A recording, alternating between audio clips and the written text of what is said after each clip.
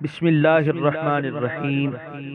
اللہ کے نام سے شروع کرتا ہوں جو بہت ہی مہربان ہمیشہ رحم فرمانے والا ہے۔ سورہ اعراف آیت نمبر 158۔ قل یا ایہا الناس انی رسول اللہ الیکم جمیعا الذی لہ ملک السماوات والارض لا الہ الا هو یحیی ویمیت فآمنوا باللہ ورسولہ النبی الامی الذی یؤمن باللہ وکلماتہ واتبعوہ لعلکم تہتدون۔ ترجمہ: آپ فرمائیے اے لوگو، بے شک میں اللہ کا رسول ہوں تم سب کی طرف، وہ اللہ جس کے لیے بادشاہی ہے آسمانوں اور زمین کی، نہیں کوئی معبود سوائے اس کے، وہی زندہ کرتا ہے اور وہی مارتا ہے، پس ایمان لاؤ اللہ پر اور اس کے رسول پر جو نبی امی ہے، جو خود ایمان لایا ہے اللہ پر اور اس کے کلام پر، اور تم پیروی کرو اس کی تاکہ تم ہدایت یافتہ ہو جاؤ۔ سورہ اعراف آیت نمبر 158 کی تفسیر۔ اس سے پہلے جتنے رسولوں کا ذکر ہوا وہ خاص علاقوں اور مخصوص قوموں کے ایک مقررہ وقت تک مرشد و رہبر بن کر آئے تھے، لیکن اب جس مرشد اولین و آخرین، جس رہبر اعظم کا ذکر خیر ہو رہا ہے، اس کی شان رہبری نہ کسی قوم سے مخصوص ہے اور نہ کسی زمانے سے محدود۔ جس طرف اس کے بھیجنے والے کی حکومت و سروری عالمگیر ہے، اسی طرح اس کے رسول کی رسالت بھی جہانگیر ہے۔ ہر خاص و عام، ہر فقیر و امیر، ہر عربی و عجمی، ہر رومی و حبشی کے لیے وہ مرشد بن کر آیا۔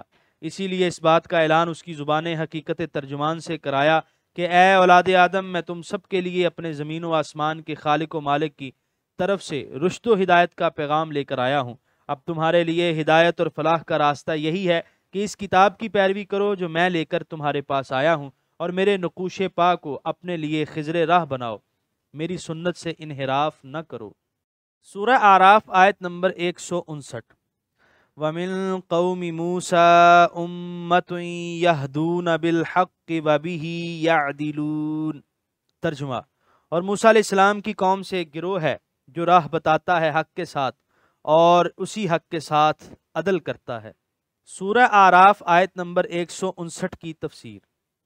اگرچہ بنی اسرائیل کی بڑی اکثریت کا طرز عمل حوصلہ شکن تھا، ذرا سی بات پر بگڑ جانا، اناڑی بچوں کی طرح اپنی بات خواہ کتنی نامعقول ہو منوانے پر بضد ہونا، معمولی سے معمولی شبے پر راہ حق سے روگردان ہو جانا ان کا معمول تھا، لیکن اس کے باوجود ان میں ایک گروہ ایسا بھی تھا جو سچے مومن تھے، شریعت موسویہ کے پورے پابند تھے، تورات کے احکام کی بجا آوری میں تندہی سے کوشاں تھے۔ مفسرین اکرام سے بہت سے اقوال مروی ہیں کہ اس گروہ سے کون سا گروہ مراد ہے اور وہ کس زمانے میں تھا، لیکن اگر اس آیت کو اپنے عموم پر رہنے دیا جائے تو کسی قسم کا اشکال پیدا ہی نہیں ہوتا، یعنی حضرت موسیٰ علیہ السلام کی موجودگی میں بھی ایک فرما بردار جماعت تھی۔ جب دوسری قوم نے بچڑے کی پرستش شروع کی تو یہ اپنے مسلک توحید پر ثابت قدم رہی۔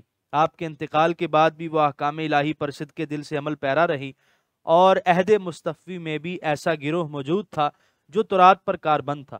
جب انہوں نے حضور صلی اللہ علیہ وسلم کا دیدار کیا اور حضور کی سیرت کا بغور مطالعہ کیا اور ان نشانات کو جو نبی آخر الزمان کے متعلق تورات میں مذکور تھے اس ذات اقدس میں موجود پایا تو فوراً ایمان لے آئے اور دوسرے یہودیوں کی طرح اپنی چتراہٹ کی خاطر قبول حق سے انکار نہیں کیا۔ سورہ اعراف آیت نمبر 160۔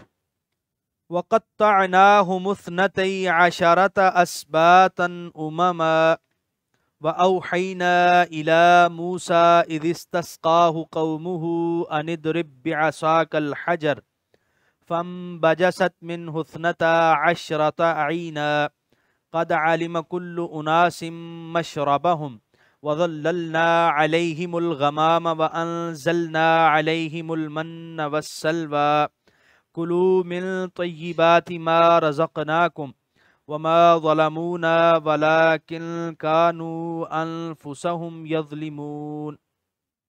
ترجمہ: اور ہم نے بانٹ دیا انہیں 12 قبیلوں میں جو الگ الگ قومیں ہیں، اور ہم نے وہی بھیجی موسیٰ علیہ السلام کی طرف جب پانی طلب کیا آپ سے آپ کی قوم نے، ہم نے وہی کی کہ مارو اپنے عصا سے اس پتھر کو تو پھوٹ نکلے اس سے 12 چشمے، جان لیا ہر ایک گروہ نے اپنا اپنا گھاٹ، اور ہم نے سایہ کر دیا ان پر بادل کا، اور ہم نے اتارا ان پر من اور سلوہ، اور فرمایا کھاؤ ان پاک چیزوں کو جو ہم نے دی ہیں تمہیں، اور نہیں ظلم کیا انہوں نے ہم پر، بلکہ وہ اپنی جانوں پر ظلم کرتے رہتے تھے۔ سورہ اعراف آیت نمبر 160 کے پہلے حصے کی تفسیر۔ بنی اسرائیل حضرت یعقوب علیہ السلام کے 10 بیٹوں اور حضرت یوسف علیہ السلام کے 2 فرزندوں کی اولاد تھے۔ موسیٰ علیہ السلام جب انہیں لے کر وادی سینا میں پہنچے تو ان کی تعداد کئی لاکھ تھی۔ اتنی کثیر تعداد کا داخلی نظم و نسق، ان کی دینی تربیت اور ان کی ہر طرح کی نگرانی کے لیے بحکم الہی آپ نے یہ انتظام فرمایا کہ ان کو 12 گروہوں میں تقسیم کر دیا، اور ہر گروہ کے لیے ایک ایک نگران مقرر کر دیا تاکہ ان کے باہمی جھگڑوں کا تصفیہ کرے، اور ان میں اگر سرتابی کا رجحان پیدا ہو تو اس کا سدباب کرے۔ اس بات جمع ہے سبت کی، اس کا معنی ہے پوتا۔ یہ ترکیب میں اثنئی عشرہ کی تمیز نہیں ہے، کیونکہ اس صورت میں اسے سبتاً واحد ہونا چاہیے تھا، بلکہ بدل ہے، اور امماً صفت ہے اور اسبات موصوف ہے۔ سورہ اعراف آیت نمبر 160 کے دوسرے حصے کی تفسیر۔ مارو اپنے عصا سے اس پتھر کو۔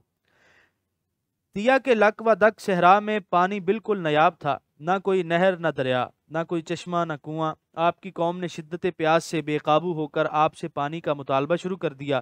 آپ نے بارگاہ الہی میں عرض کی، حکم ہوا کہ اس پتھر کو اپنے عصا سے مارو۔ عصا مارنے کی دیر تھی کہ اس سے 12 چشمے پھوٹ پڑے، اور آپ نے ایک ایک چشمہ ایک ایک قبیلے کے لیے مختص کر دیا تاکہ باہمی جھگڑے کی نوبت نہ آئے۔ سورہ اعراف آیت نمبر 160 کے بقیہ حصے کی تفسیر۔ اور ہم نے سایہ کر دیا ان پر بادل کا۔ اس ریگستان میں جہاں پانی کی ایک بوند تک نیاب تھی، وہاں سایہ دار درختوں کا وجود کہاں، لیکن بغیر سائے کے اس تپتے ہوئے ریگستان چلچلاتی دھوپ میں گزر ہو تو کیسے؟